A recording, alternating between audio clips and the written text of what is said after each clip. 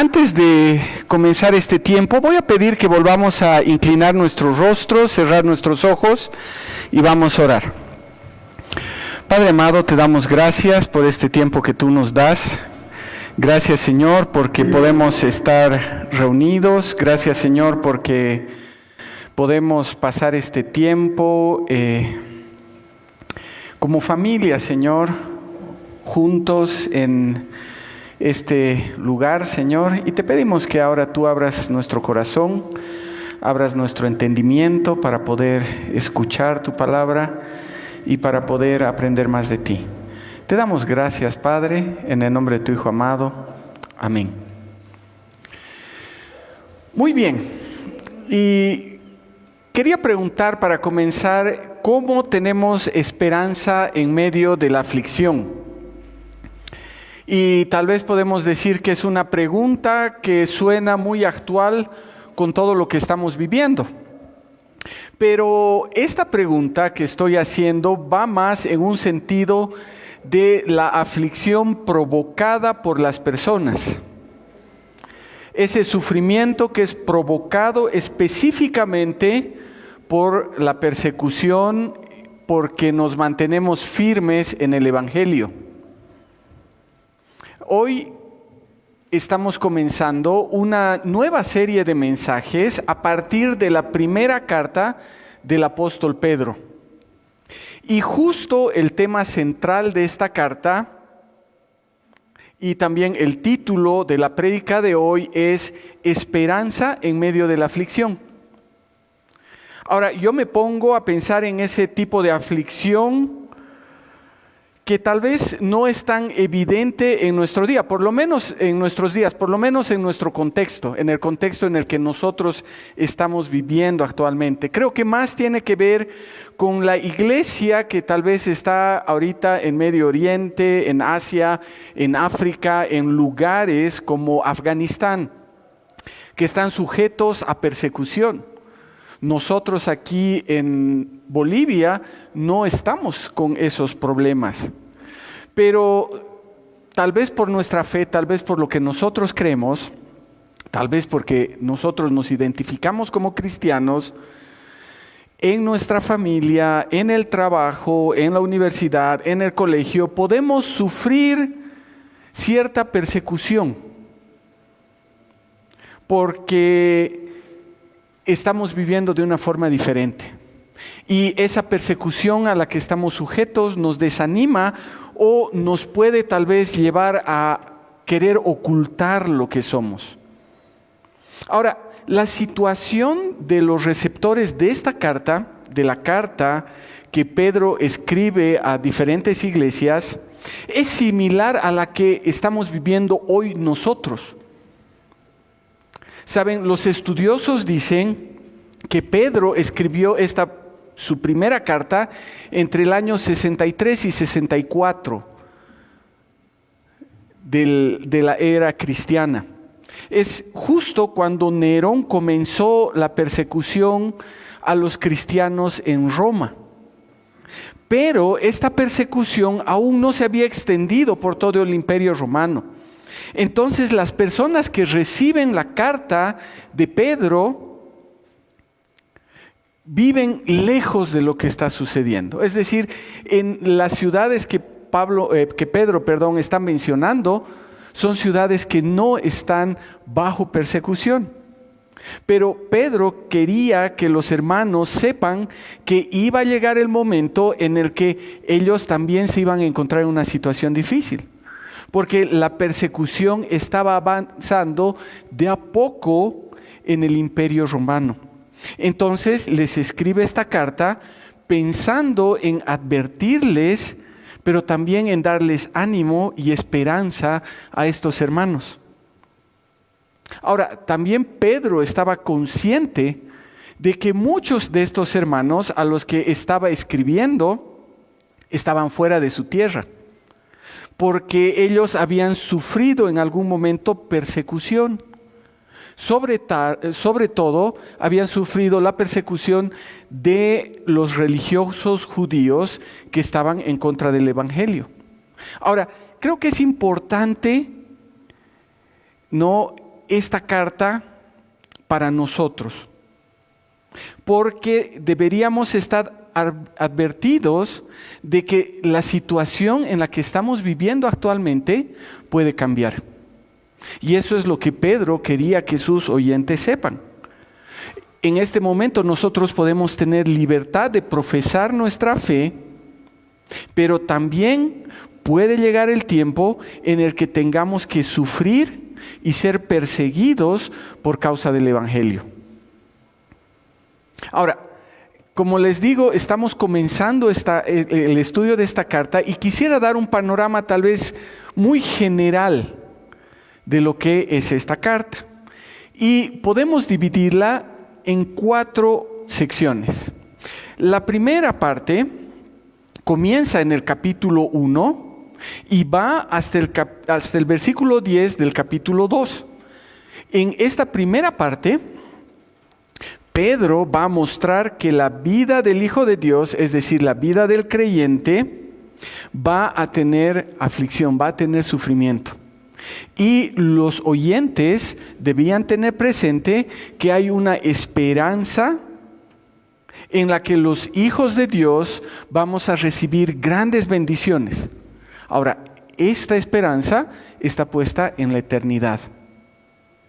En la segunda parte, que viene del versículo 11 del capítulo 2 al versículo 12 del capítulo 3, Pedro habla de las responsabilidades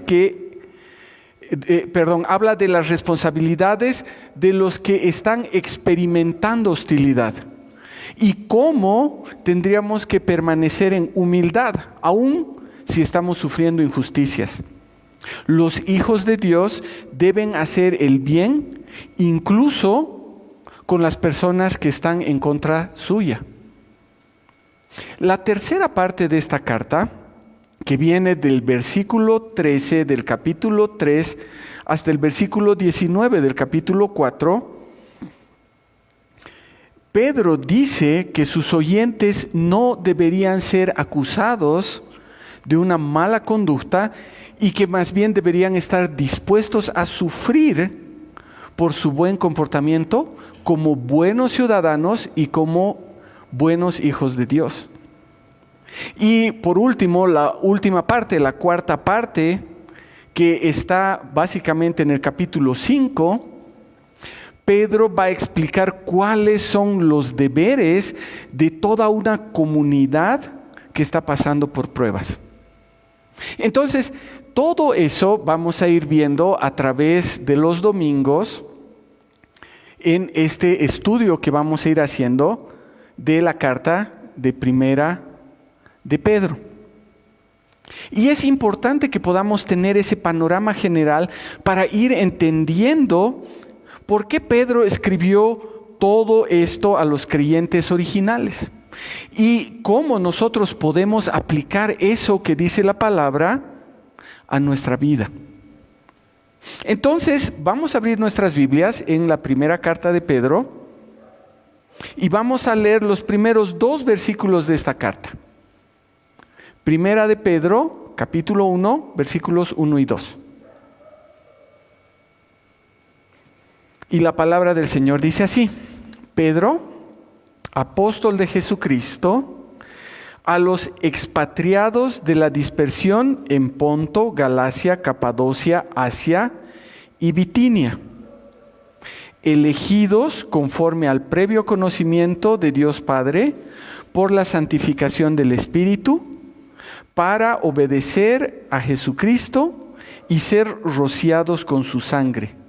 Gracia y paz os sean multiplicadas. Pedro comienza la carta identificándose él y se identifica como apóstol de Jesucristo.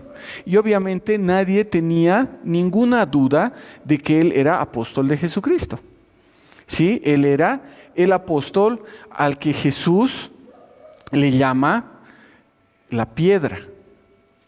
Y a él le dice que en la base a la confesión que él había tenido de que Jesús era el Cristo, el Hijo del Dios viviente, se iba a fundar toda la iglesia.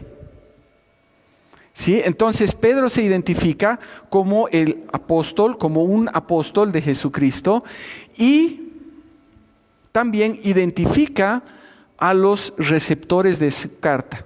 Y dice a los expatriados que están en la dispersión, pero que son escogidos o elegidos por el Señor. Y saben, justo son esos dos puntos que vamos a ver hoy. Y como les había dicho, el título de la prédica es Esperanza en medio de la aflicción. Ahora, ¿por qué tenemos esperanza en medio de la aflicción? Y ahí están los dos puntos. Primero, porque aunque somos rechazados por el mundo, segundo, somos elegidos por Dios. Sí, esos son los dos puntos que vamos a ver en esta mañana. Entonces, veamos el primer punto. Tenemos esperanza en medio de la aflicción, pese a que somos rechazados por el mundo. Pedro está escribiendo a los expatriados. Ahora, ¿quiénes son los expatriados? Para entender quiénes son estas personas, tenemos que considerar lo que dice la palabra de Dios. Primero, según leemos en la Biblia, Pablo fue el apóstol enviado a los gentiles y Pedro fue el apóstol enviado a los judíos. En Gálatas, en el capítulo 2, los versículos del 7 al 9, Pablo dice: más bien, al contrario, cuando vieron que me había sido confiado el evangelio para la incircuncisión, al igual que a Pedro para la circuncisión, porque el que actuó en Pedro para hacerle apóstol de la circuncisión, actuó también en mí para hacerme apóstol a favor de los gentiles. Y cuando percibieron la gracia que me había sido dada, Jacobo, Pedro y Juan, quienes tenían reputación de ser columna, nos dieron a Bernabé y a mí la mano derecha en señal de compañerismo, para que nosotros fuésemos a los gentiles y ellos a los de la circuncisión. Entonces creo que es importante entender que Pedro tenía un ministerio principalmente que alcanzaría a los judíos, a los de la circuncisión, y Pablo a los de la incircuncisión, es decir, a los gentiles. Ahora, entendiendo esto, podemos ver que Pedro se está dirigiendo primero, está dirigiendo esta carta a los expatriados, es decir, la carta era para los creyentes, principalmente judíos, que fueron obligados a salir de su tierra y entonces estaban en la dispersión. O como dicen los judíos, la diáspora, ¿no? Que es la palabra que se utiliza y los judíos utilizan comúnmente. Estaba dirigiéndose entonces Pedro principalmente a los que habían sido echados de la tierra de Israel. Echados además del pueblo de Israel porque se habían convertido a Cristo. Ahora, cuando vamos al capítulo 8 del libro de Hechos, vemos que en ese día, cuando Lucas está escribiendo y relatando acerca de la historia de la iglesia, en el capítulo 8 está relatando que en aquel día se desató una gran persecución contra la iglesia que estaba en Jerusalén.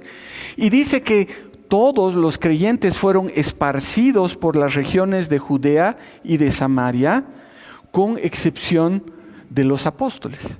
Es decir, en el capítulo 8 podemos ver el inicio de la expansión de la iglesia fuera de Jerusalén. Hasta ese momento la iglesia estaba solo en Jerusalén, pero con la persecución que se había desatado hacia los judíos cristianos, muchos tuvieron que salir de Jerusalén. Fueron literalmente expatriados y obligados a vivir fuera de Jerusalén. Y se fueron a lugares en Judea, se fueron también a lugares en Samaria e incluso fuera de las fronteras de su nación. Ahora, bueno, todo esto ayudó a que la iglesia crezca en todo el mundo conocido. Y uno de esos perseguidores, una de las personas que impulsó todo esto, era Saulo, es decir, Pablo. En el capítulo 7 de Hechos vemos que Esteban fue apedreado y Saulo, es decir, Pablo, consintió su muerte. Y en el versículo 2 del capítulo 8 dice que Saulo estaba asolando la iglesia y que entraba de casa en casa y arrastraba a hombres y mujeres y los entregaba a la cárcel. Entonces me pongo a pensar lo que ahora estamos viviendo en el mundo. Y un tema sumamente actual en este sentido es Afganistán y todo el Medio Oriente. Pero yo me pongo a pensar en esas personas en Afganistán. Hay muchos afganos que han visto que la mejor opción es tratar de salir de su país, ¿no? Y ustedes han debido ver esas imágenes de aviones llenos de personas, ¿no? Un avión militar con 800 personas que van parados, van sentaditos, van como sea, con tal de escapar. Entienden que estando en su tierra corren un grave riesgo porque están en peligro y no necesariamente son personas cristianas. Simplemente porque no están de acuerdo con las ideas de los talibanes. Y como digo, puede que sean cristianos o no, pero no tienen otra que salir de su país por seguridad. Y eso es lo que estaba pasando en el tiempo en el que Pablo y los religiosos judíos comenzaron a perseguir a la iglesia. Entonces, las personas a las que Pedro está escribiendo, en su mayoría eran esos expatriados. Es decir, estaban viviendo en Ponto, en Galacia, Capadocia, Asia y Bitinia, porque habían salido de su tierra y formaban parte de las iglesias que estaban en lo que ahora es Turquía. Todas esas ciudades de las que está hablando Pedro estaban en Turquía. Entonces, como decía, primero se estaba dirigiendo a esos judíos cristianos. Pero saben, no solo a ellos, porque en estas iglesias ya habían llegado muchas personas que no eran judías y se habían convertido a Cristo. Porque luego de Hechos 8, como hemos leído hace un rato, la predicación llegó también a los samaritanos que, bueno, tenían un poco de sangre judía y posteriormente a todos los gentiles. Las iglesias estaban constituidas por creyentes del pueblo judío y también por creyentes samaritanos y creyentes gentiles, es decir, por personas no judías. Ahora, en la misma carta nosotros vamos a ver que Pedro no solo se está dirigiendo a los judíos, que también está considerando a los gentiles. Como Pablo no solo se dirigía a los gentiles, sino también trataba de predicar a los judíos. Pero su principal ministerio de Pedro era con los judíos y el principal ministerio de Pablo era con los gentiles. ¿Sí? Podemos leer nosotros en la misma carta, digamos en Pedro 1:18, que dice: tened presente que habéis sido rescatados de vuestra vana manera de vivir, la cual heredasteis de vuestros padres. O en el 2:10 de Primera de Pedro: vosotros en el tiempo pasado no erais pueblo, pero ahora sois pueblo de Dios. No habíais alcanzado misericordia, pero ahora habéis alcanzado misericordia. En el capítulo 4, versículo 3, porque ya es suficiente el haber hecho en el tiempo pasado los deseos de los gentiles, habiendo andado en sensualidad, en bajas pasiones, en borracheras, en orgías, en banqueteos y en abominables idolatrías. Es decir, Pedro está también hablando a los gentiles. ¿Entienden? Pedro estaba hablando de los expatriados. Pero ese denominativo expatriados de la dispersión está siendo usado también de una forma mucho más profunda. Y es la forma en que se aplica a nosotros. En parte, lo que vivían los judíos de la diáspora, es decir, de la dispersión, servía como un buen ejemplo. Pero también era una forma de que podamos identificar a todo creyente, a todo hijo de Dios. Pedro quería que entiendan los oyentes que son extranjeros y peregrinos en la tierra, que están viviendo este tiempo lejos, pero lejos de su patria celestial, donde está su ciudadanía. Como los judíos estaban viviendo en Turquía, lejos de su patria, que era Judea, nosotros estamos viviendo lejos de nuestra patria, que es el cielo. Pedro estaba describiendo entonces no solo la posición de los judíos creyentes, ¿sí? Estaba tratando de mostrarnos a nosotros. Y saben, Jesús lo dijo a sus discípulos.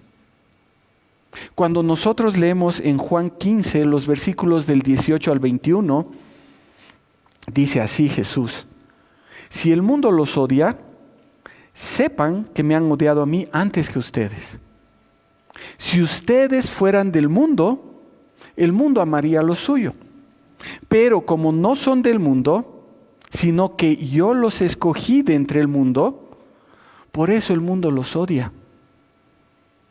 Acuérdense de la palabra que yo les dije: un siervo no es mayor que su señor. Si me persiguieron a mí, también los perseguirán ustedes.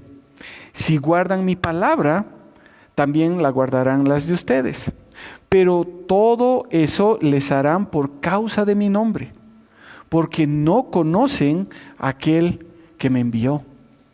Como dice el pasaje en Juan, el mundo odia, el mundo aborrece a los discípulos de Jesús. El mundo rechaza a los hijos de Dios. En las palabras de Pedro, son expatriados, son echados, son hechos a un lado.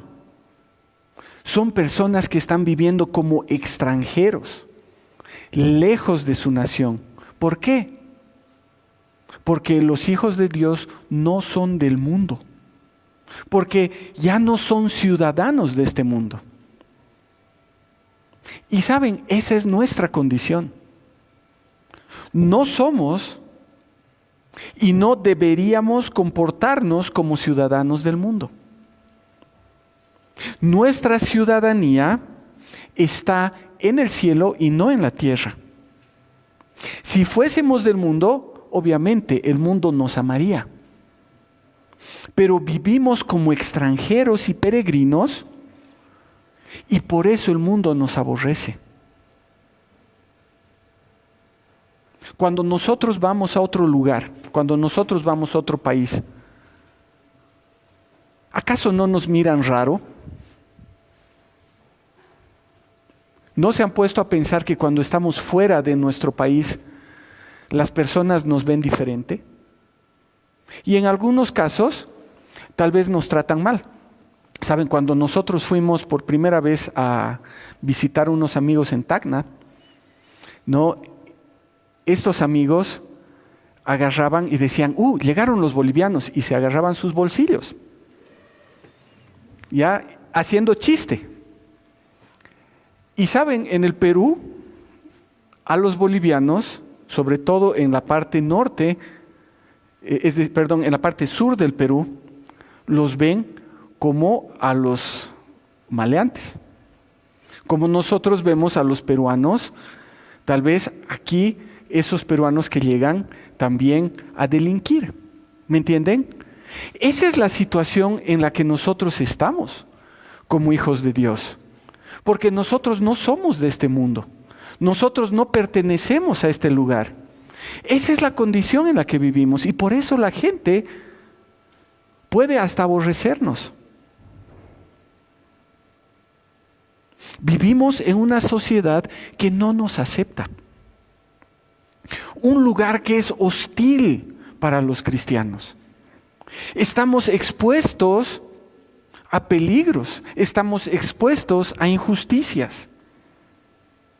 Porque las personas en el mundo no tienen el deseo de honrar a Dios. Y cuando nos ven a nosotros honrando a Dios, entonces nos desprecian. Habitamos en una sociedad que más bien nos aborrece. Pero ahí se presenta un peligro para nosotros. Y es a lo que Pedro está tratando de apuntar. Y saben, el peligro es tratar de establecernos en este mundo. El peligro es tratar de entrar en la lógica y el sistema del mundo. ¿Por qué? Porque queremos evitar el odio, queremos evitar la aflicción, queremos evitar la persecución. Queremos evitar que nos hagan a un lado. Queremos tratar de vivir y parecernos cada vez más a los locales. Y como bolivianos somos increíbles, ¿no? 6 meses en la Argentina y volvemos hablando como gauchos y ¿viste? ¿No? Y tratamos de imitar. Y si nos vamos a Santa Cruz, queremos que no nos digan collas, entonces comenzamos a hablar como cambas. Pero saben que lamentablemente a veces nos ponemos también en esa situación en el mundo. Y queremos evitar la aflicción. Pero Pedro está tratando ese tema. Una y otra vez Pedro va a mostrar que el verdadero Hijo de Dios está solo de paso en esta tierra. Y que podemos tener esperanza en medio del sufrimiento porque entendemos que lo que estamos viviendo aquí es temporal. Estamos de paso. Tenemos algo infinitamente más grande en la eternidad, en la presencia de nuestro Señor. Esa es la certeza que mantenía firmes a los hijos de Dios en los tiempos de aflicción, en persecución. Esa debería ser nuestra certeza para mantenernos firmes en tiempos difíciles y no ceder. En las palabras de Jesús, estamos en el mundo, pero no somos del mundo. En las palabras de Pedro, estamos dispersos entre los que no conocen a Jesús. ¿Para qué? Para predicar el Evangelio. Estamos para difundir las buenas nuevas de salvación antes que el Señor vuelva. ¿Y saben qué? Estamos para ser diferentes. Y diferentes con mayúscula. Como leímos hace un momento, Pedro nos llama a abstenernos, a apartarnos de los deseos pecaminosos de la vida del mundo. Y saben, esto va a traer aflicción, va a traer crítica. Nos van a preguntar, pero ¿y por qué no tomas? ¿Pero por qué no haces esto? ¿Por qué no estás con tu chica? Es decir, eres un anticuado. ¿Qué es eso de mantenerse puro hasta que el matrimonio? ¿Pero por qué no pagas una coima? ¿Por qué no agarras esas cosas de la oficina? Nadie se da cuenta. Vamos a recibir crítica. Nos van a hacer bullying. Pero los verdaderos hijos de Dios tendríamos que estar dispuestos a recibir todo eso. Porque ¿saben qué? El siervo no es mayor que su Señor. Si nuestro Señor Jesús fue perseguido, si fue criticado, si fue lastimado, a nosotros nos va a pasar lo mismo. Pero saben, nuestra esperanza en medio de la aflicción, pese a ser rechazados por el mundo, viene por algo. Y ese es el segundo punto. Viene de ser elegidos de Dios. Y ¿saben qué? Esto es maravilloso. Somos elegidos por Dios.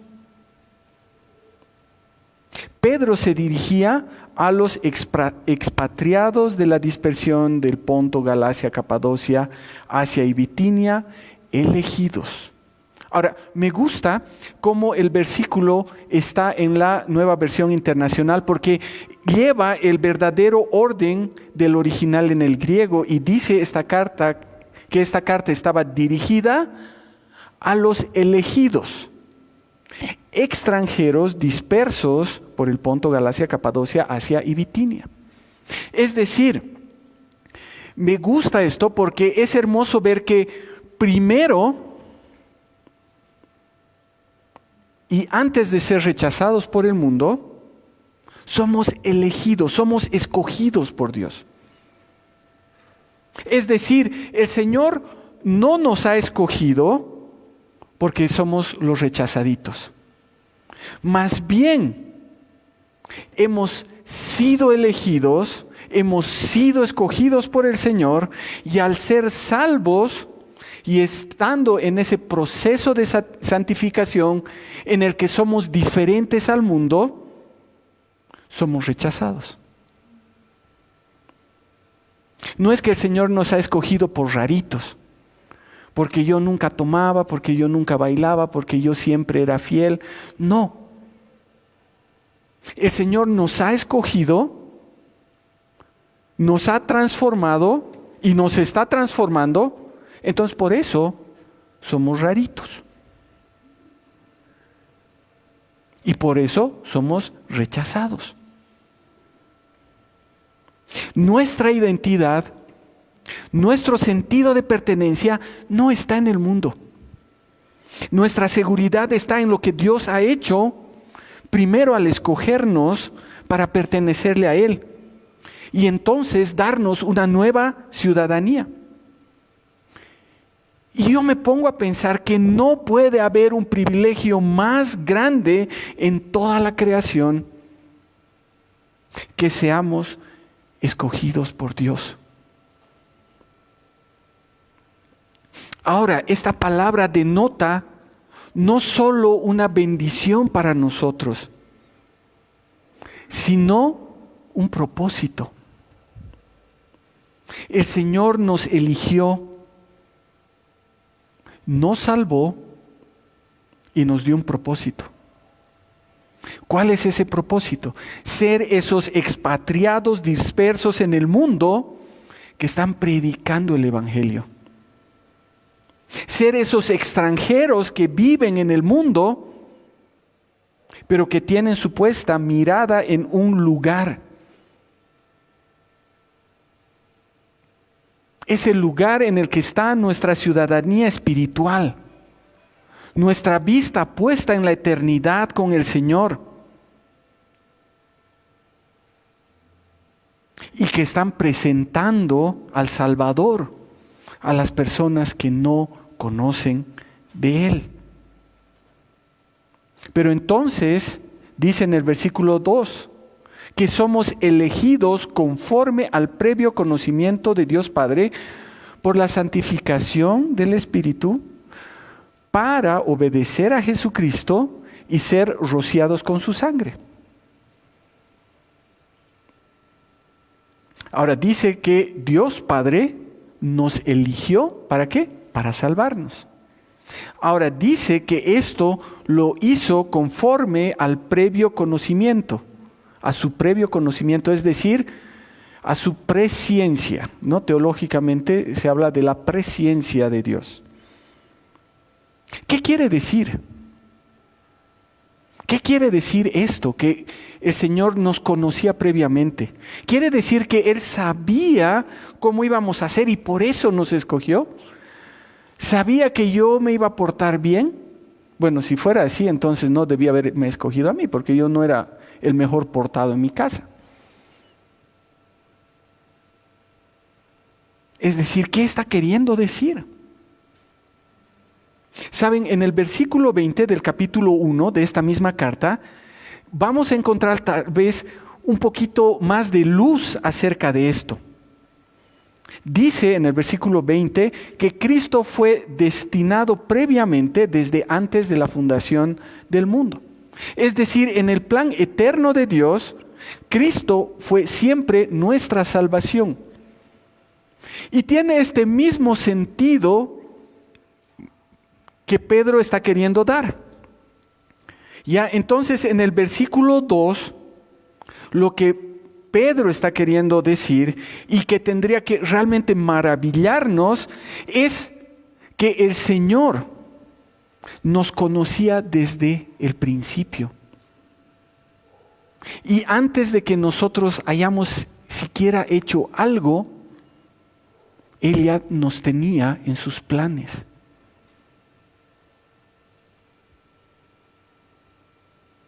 Nos tenía en sus planes desde el principio, incluso desde antes de que nazcamos, desde antes que comenzara la historia universal.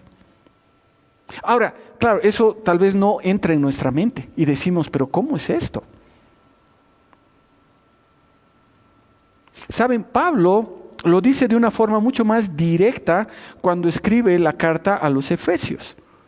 Y dice en el capítulo 1, los versículos 3 y 4, que el Dios y Padre de nuestro Señor Jesucristo nos bendijo en Cristo con toda bendición espiritual, escogiéndonos en Él, es decir, en Cristo, desde antes de la fundación del mundo.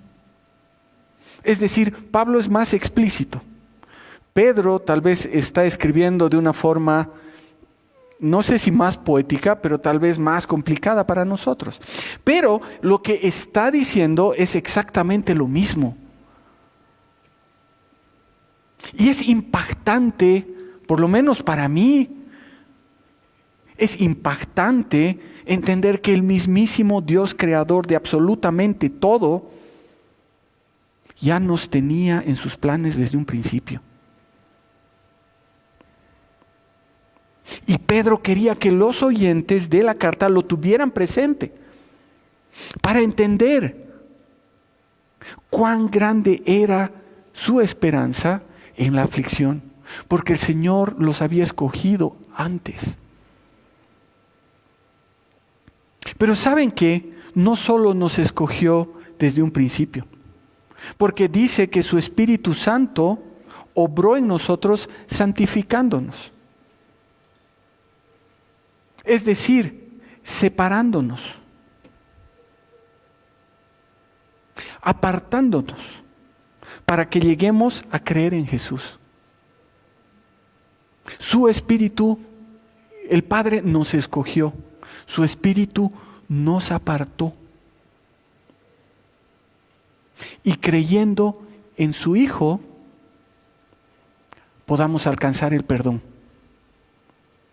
¿Saben? Me gusta cómo Stanford Orth dice que somos elegidos, somos escogidos por el Padre.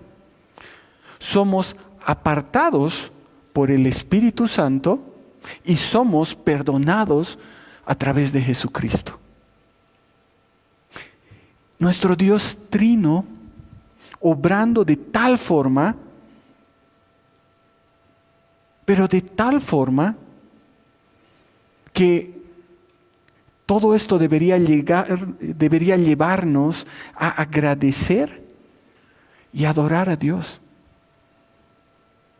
Cuando entendemos claramente la dimensión de lo que el Señor hizo por nosotros, cuando vemos que nosotros somos el objeto especial del amor del Dios Todopoderoso y Creador del universo, lo único que podemos hacer es quedar completamente maravillados y agradecidos. Dios obra en nosotros, pero ¿saben qué? Obra de nosotros de principio a fin. Solo por la obra de nuestro Dios llegamos a ser salvos. Llegamos a ser propiedad de Dios. Y como Pedro dirá en los versículos 18 y 19 del capítulo 1, debemos tener presente que no fuimos redimidos de nuestra vana manera de vivir heredada de nuestros padres con cosas perecederas, como oro o plata, sino, dice, con sangre preciosa, como de un cordero sin tacha y sin mancha, la sangre de Cristo. Y saben, por eso terminando el versículo 2 dice que fuimos separados por el Espíritu para obedecer al llamado que el Señor nos hizo a través de Jesucristo y entonces ser rociados con su sangre. Es a través de la muerte de Cristo que nosotros llegamos a tener salvación. Es a través del derramamiento de su sangre que podemos alcanzar el perdón de nuestros pecados. Saben, no solo fuimos comprados con esa preciosa sangre, sino que esa sangre nos ha limpiado y nos limpia de todo pecado. Y creo que Pedro, cuando está escribiendo esta pequeña frase, tiene en mente el Antiguo Testamento en relación a la aspersión o al rociado de la sangre. Saben, en Levítico 14, 1 al 7, si un leproso había sanado de su lepra, debía ser purificado. Y se mostraba esa purificación rociándole sangre de un ave que había sido degollada. Es decir, el rociar la sangre era un símbolo de la purificación. Pero también vemos después en Levítico 8:30 que Moisés roció sangre sobre Aarón y sobre sus hijos como una señal de consagración. Es decir, que fueron apartados para el servicio de Dios. Y por último, cuando Dios confirmó su pacto con Israel en Sinaí, Moisés roció con sangre al pueblo de Israel como un símbolo del pacto que estaban haciendo los judíos de obediencia a la ley de Dios. Es decir, cuando Pedro está hablando de ser rociados con la sangre de Jesucristo, quiere decir que hemos sido y somos purificados, hemos sido apartados y estamos para obedecer al Señor. Mediante la obra de nuestro Dios hemos entrado en una relación con Él. Hemos sido reconciliados y ahora somos ciudadanos celestiales.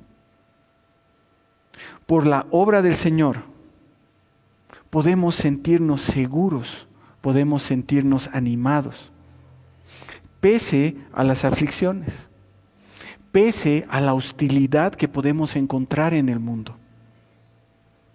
Tenemos esperanza en medio de la aflicción porque, aunque somos rechazados por el mundo, hemos sido elegidos por el Señor para que Él obre en nosotros. ¡Qué hermoso! ¡Qué hermosa seguridad podemos tener! Consuelo, esperanza en ese sentido. Ahora, ¿cómo nos hace sentir lo que el Señor nos dice a través de Pedro? ¿Cómo nos sentimos en esta mañana? ¿Somos extranjeros? ¿Somos peregrinos? ¿Habitantes temporales en un mundo en el que no hay honra a nuestro Dios? Tal vez hay algo que nos haga sentir inseguros. Hay algo que nos muestra que no encajamos en la sociedad. Saben, como decía al principio, tal vez vemos como lejana la posibilidad de pasar aflicción por el Evangelio. Y decimos, no, pero bueno, más bien que no estamos en esos países donde persiguen cristianos. Pero me pongo a pensar que tal vez nos hemos acomodado tan bien en el mundo que no estamos sufriendo. Y más bien parecemos ciudadanos de Él. Y no extranjeros que están mirando hacia su patria celestial.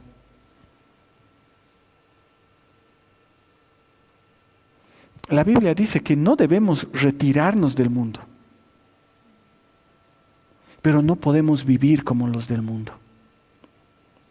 Necesitamos ver todo a la luz de la eternidad. Y saben, cada uno de nosotros,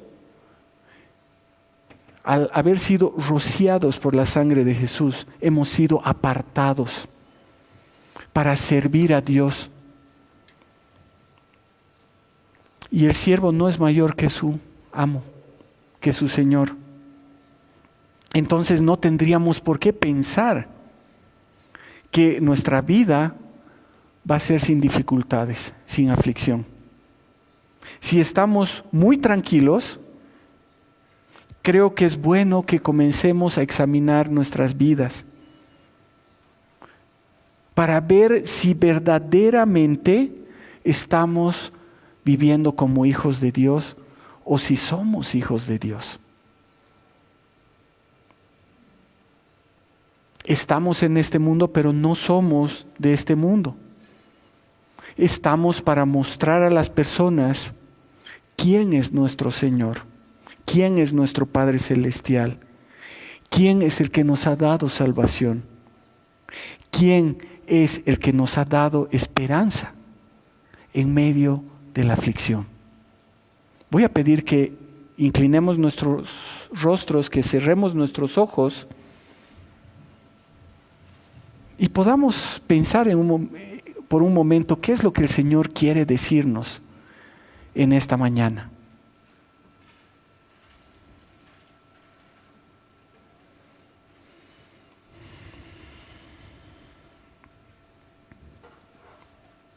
Padre amado, te damos gracias por este tiempo que tú nos das.